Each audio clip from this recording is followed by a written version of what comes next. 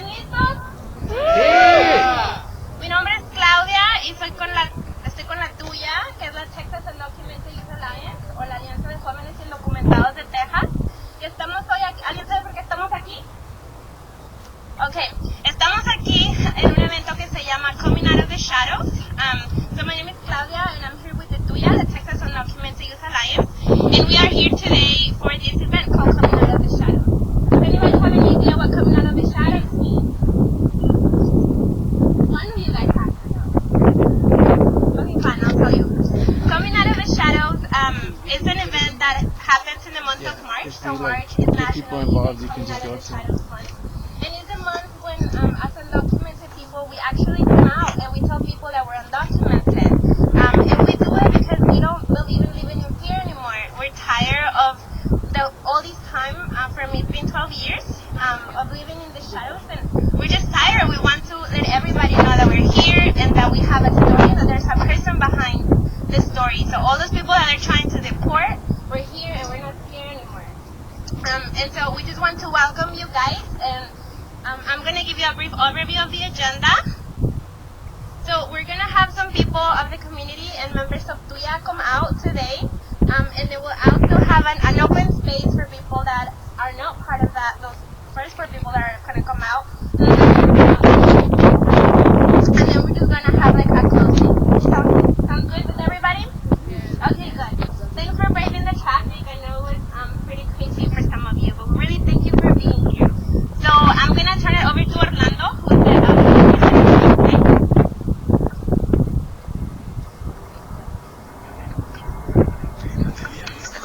Hello everyone, how are you guys doing? Yeah! Is this, for how many of you is this the first time coming out to the detention center? First time? How do you feel being out here? Are you scared? No? We always talk about baby steps, like everything is a step towards becoming undocumented and undocumented. We're already undocumented. The Comfort families have been undocumented for a long time. And so like it's just been like 2 or 3 years that people finally started to come out with their stories. And before that, what did people say about it? Did any of you ever feel like coming out before we're coming out? No? We did, but the fear kept us from coming out. Right. And so, I mean, now we finally have the opportunity to do it. So we just want to step it up and do it for the detention center where supposedly they can come get us, right? But they're not going to do that because they know if they do, this is going to create more problems for them, right? So, this is something that we're starting to do in Texas. It's been coming out. It's been something that we've been doing since 2009. The first one was in Chicago, Illinois, but it took Texas about 3-4 years to finally do it out here, but we're going to do it now today. So with that, we just want to go ahead and start, right? All right. So the first person that we'll have coming out today is Claudia, who's been working very hard with me and Alicia to actually help stop deportations here in Houston, Texas. And so she's come with me not only outside of detention centers, but also inside. She already went inside one up in Conroe. And it was, totally unafraid to do that. So we're going to hear from her story right now. Right, so like I said, my name is Orlando Muñoz. I was born and raised in Monterrey. Woo, from Monterrey. Monterrey, Mexico, and I came here when I was 15. I came with my sister. I didn't come with my parents. My parents are in their old age, so they stayed behind, and it's been pretty hard being separated from them. My sisters came here because, of course, as many people, the situation financially had gotten really bad back home, and the jobs weren't there anymore. Crime was on the rise, and my parents were getting old, and they needed support. They had 9 children, and so it was our turn to take care of our parents. And so my sister decided to move to Austin, and they brought me with them.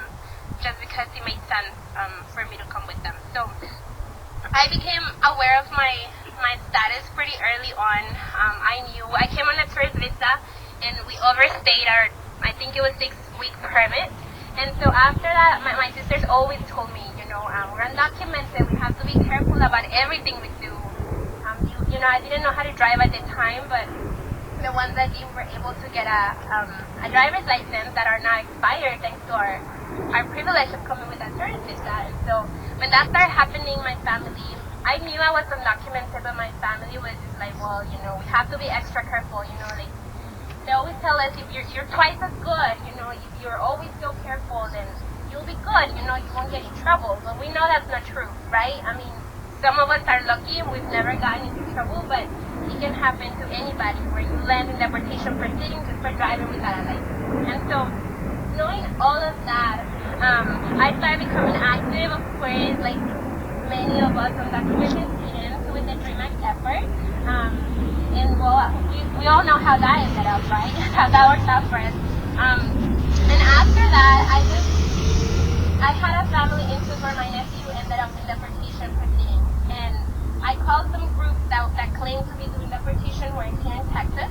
And my nephew, he had a crime on his record, and so I told his group, well, my nephew's in proceedings, and I've been working with you guys, so, I need you guys' help.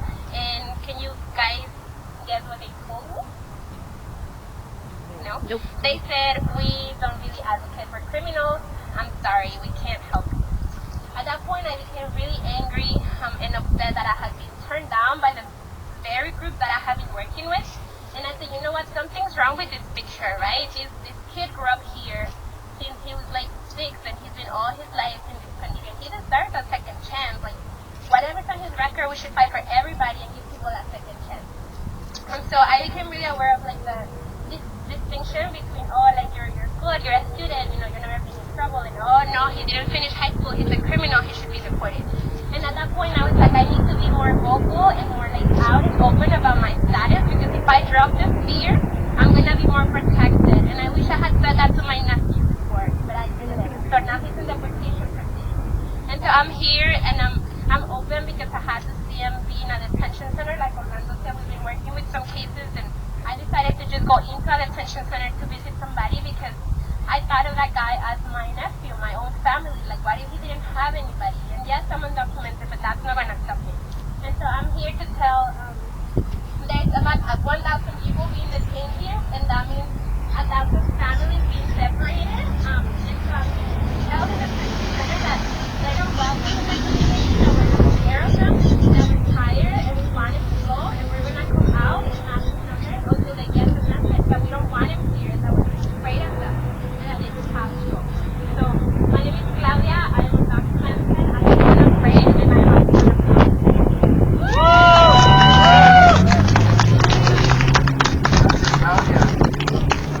just to get everybody warmed up a little bit, I want to do a little call and response thing, just so you don't get bored and stop listening.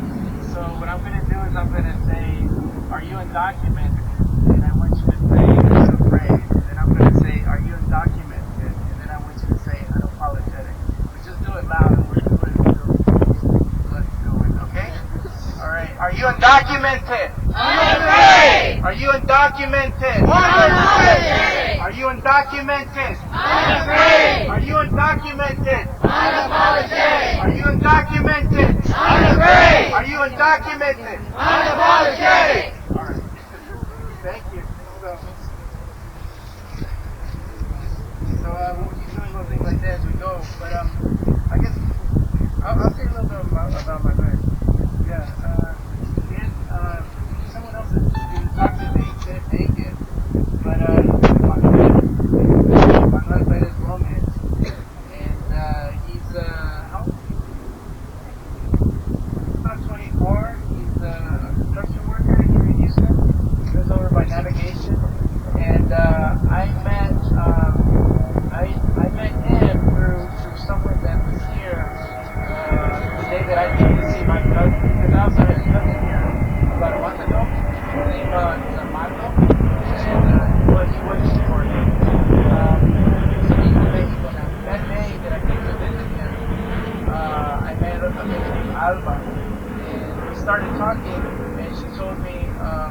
older, with a group called TUYA, we were helping people with their deportation. And I gave my number, and a couple hours later, she called me back and said, "Hey, can you help me? I really want to help this guy." He wasn't even her family. It was just sort of like, you guys know, but like when someone comes here for the first time and you're their first friend, you know, and it's sort of like they adopted you. So she wanted to do something to help him. So I went to go meet him here in HPC and talked to him and told him what we could do, that we wanted to do something crazy. We had contacts in DC who talked to representatives to help get him out and also do an online petition. Now, imagine if you're undocumented and you've been in a detention center for like months, and somebody comes and tells you that. How would you feel? I mean, like, what are you talking about, right? But he said he wanted to help, and so we were going to start helping him. And we found out that he actually had an immigration bond already. And so we were trying to scramble around, trying to figure out how can we help get money for this guy that just needs to pay $5,000 to get out. And he doesn't have money, and all he had was like a Toyota that he was saying we could sell so that we could pay for his bond. So we were working on that, and then all of a sudden we get a call from Alba saying that they were going to release him. And so we're like, what the hell? We haven't even done anything. We haven't even started, you know, a campaign. So anyway, he ended up being one of those people that were released. I don't know if you heard about the people who were released off the scene, sort of exposing the fact that there really were a lot of low priority detainees in the whole detention system. And they blamed it on sequestration, but there's been a whole lot of debate about that, what it was really about. But he's one of the people that we're working with, and also a lot of other people who were recently released. And our demand that we're going to keep working towards is to get them all prosecutorial discretion. But unlike sort of the more mainstream immigrant rights movement, we're not going to give up on the some 250,000 people that are going to still be potentially deported before immigration reform. We're going to keep fighting for them, and we're going to keep demanding that all those low priority detainees get released. So that's my latest story. But let me move on now to Karen. Okay, so next up we have Karen, and Karen happens to be my niece. And she also saw, well, her cousin, my nephew, go through the whole detention, the procedure proceedings. So Karen, you know my mom?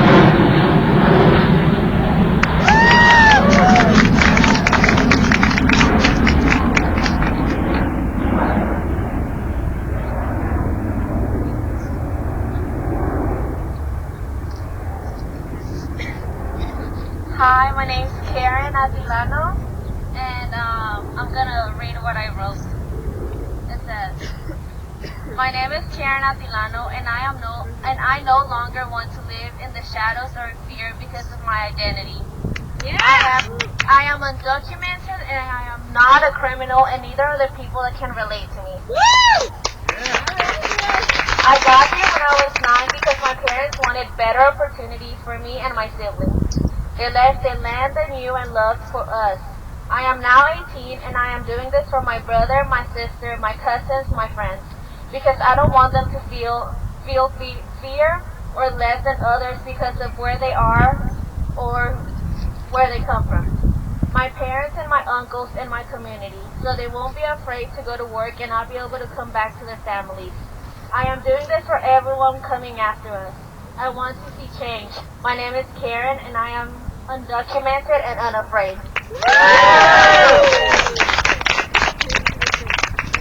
Thank you, Karen. Yeah. All right, so now we have Jose. This is from the Rio Grande Valley.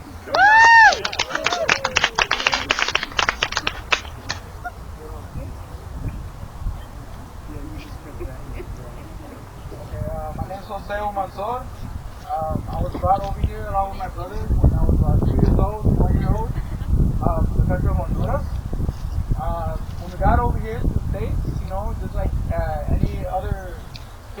school and elementary, one of the school system.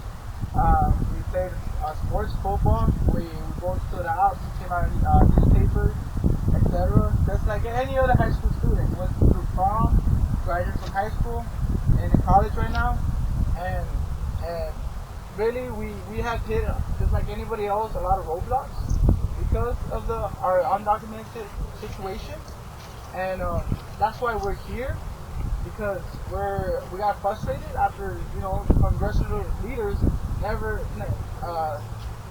they never came up with some sort of solution. They never came up with a compromise, and we're still being affected up to today.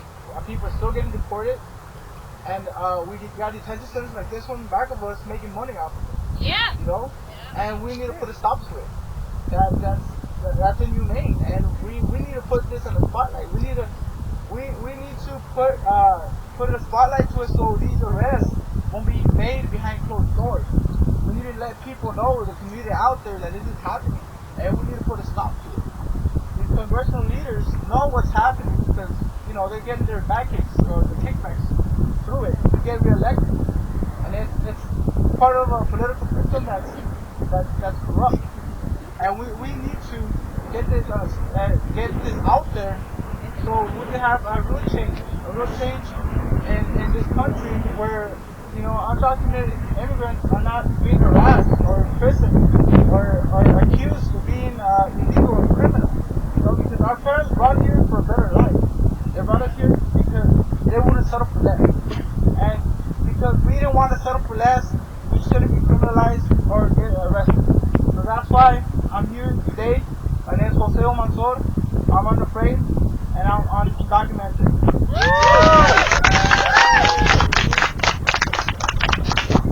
Thank you, Jose, man. From Rio Grande Valley. Just to add to what he said, I mean, what they're making, $164 a day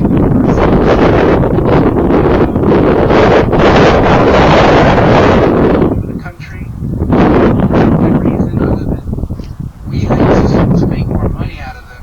So these are all private corporations. And so one of the reasons we're not satisfied with just going to see our congressperson is because we know that there's a lot of problems out here, and there's a lot of decisions that get made here every single day that put people in danger and that send people away from their families.